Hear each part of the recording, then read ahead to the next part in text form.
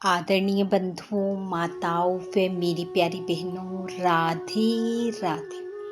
आपका हमारे इस YouTube चैनल पर बहुत बहुत स्वागत है। बंधुओं, आज हम इस वीडियो में पाप मोचनी एकादशी की कथा सुनेंगे, जिसका श्रवण व पठन पिशाच योनि को दूर करने वाला, कामना और सिद्धि को देने वाला, पापों को दूर करने वाला, शुभ फल व धर्म को देने वाला है। कथा सुनने के बाद यदि आप हमारे चैनल पर नए हैं तो कृपया हमारे चैनल को सब्सक्राइब करें, बेल आइकन को प्रेस करें ताकि हमारी वीडियो की नोटिफिकेशन सबसे पहले आप तक पहुंचे। वीडियो को शेयर व लाइक भी जरूर करें।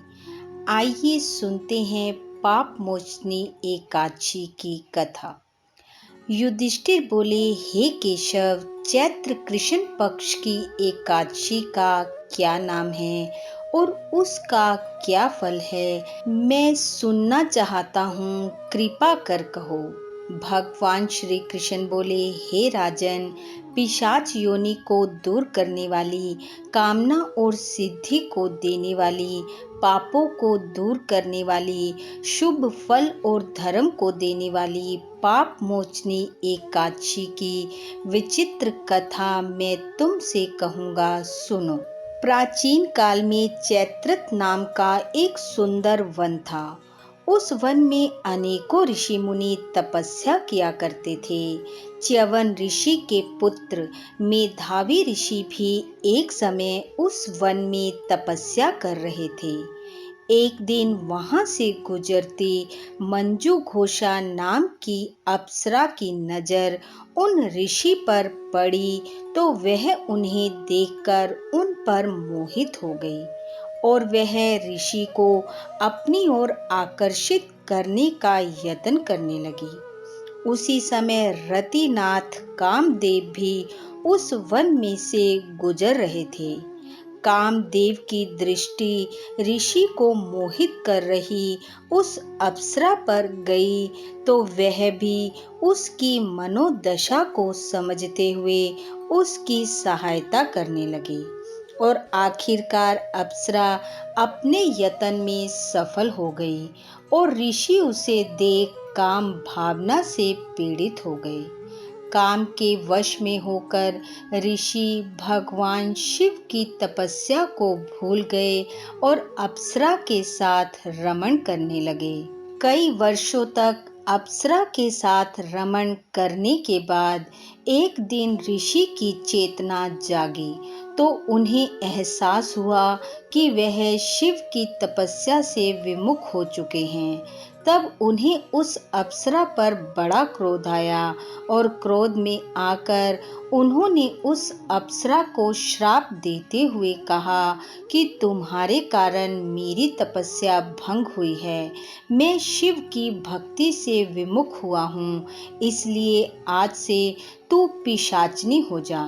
श्राप को सुनकर वह अप्सरा विलाप करते हुए ऋषि के चरणों में गिर पड़ी और श्राप से मुक्ति के लिए प्रार्थना करने लगी और बोली, हे विपिंद्र, सज्जनों का वचन और संग 7 कदम चलने पर भी फल देता है और मैं तो आपके साथ बहुत से वर्षों से रह रही हूँ।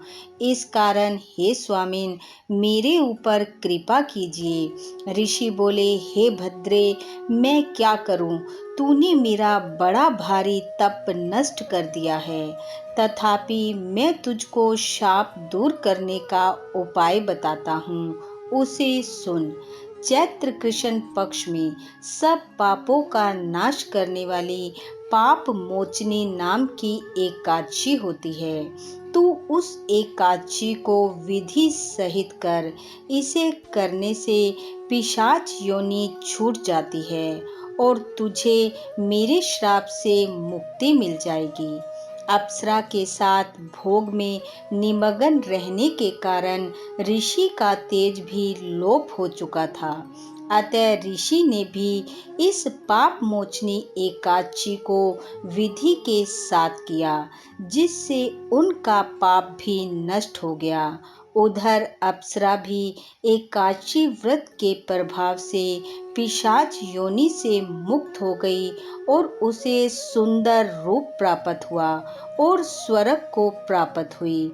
इस प्रकार विधि विधान से पाप मोचनी एकादशी का व्रत कर, कथा का श्रवण कर मनुष्य सब पापों से छूटकर अंत में श्री हरि की कृपा से स्वर्ग को पाता है। बोलो विष्णु भगवान की जय। बंधुओं, भगवान श्री हरि की कृपा आप व आपके परिवार पर सदैव बनी रहे। आपका घर आंगन खुशियों से महकता रहे। इन्हीं शुभकामनाओं के साथ आप सबका बहुत बहुत धन्यवाद। राधे राधे।